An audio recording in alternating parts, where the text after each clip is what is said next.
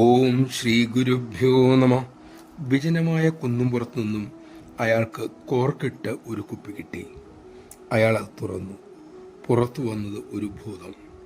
തന്നെ തുറന്നു വിട്ടതിന് 3 ആഗ്രഹങ്ങൾ പൂർത്തീകരിച്ചു തരാമെന്ന് ഭൂതം അയാളോട് പറഞ്ഞു. അയാൾ ഉത്സാഹത്തോടെ പറഞ്ഞു, എനിക്ക് ലോകത്തിലെ ഏറ്റവും വലിയ പണക്കാരനാകണം. ഞൊടിയിടയിൽ ഭൂതം അത് സാധിച്ചു കൊടുത്തു. പിന്നീട് അയാൾ വലിയൊരു കൊട്ടാരത്തിന് ആഗ്രഹിച്ചു. അടുത്ത നിമിഷം അവിടെ ഭീമൻ ഒരു കൊട്ടാരം ഉണ്ടായി.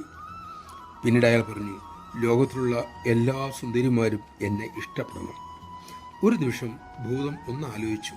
പിന്നെ 2 കൈകളും ഉയർത്തി അയാളുടെ നെഗത്ത് ഒരു പ്രത്യേക രീതിയിൽ ഊതി. ആ നിമിഷം അയാൾ അതിരുചികരമായ ഒരു ചോക്ലേറ്റായി തീരുകയും ചെയ്തു.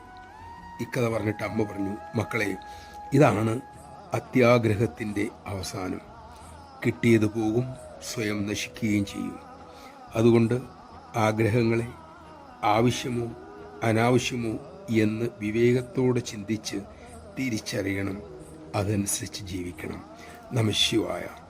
നമുക്ക് അമ്മയ്ക്ക് വേണ്ടി ആഗ്രഹിക്കാം. ആ ആഗ്രഹം സത്യസന്ധമായാൽ ചൂടേറ്റ് മഞ്ഞുരുകും പോലെ നിസ്സാര ആഗ്രഹങ്ങൾ മങ്ങി മാഞ്ഞു പോകും.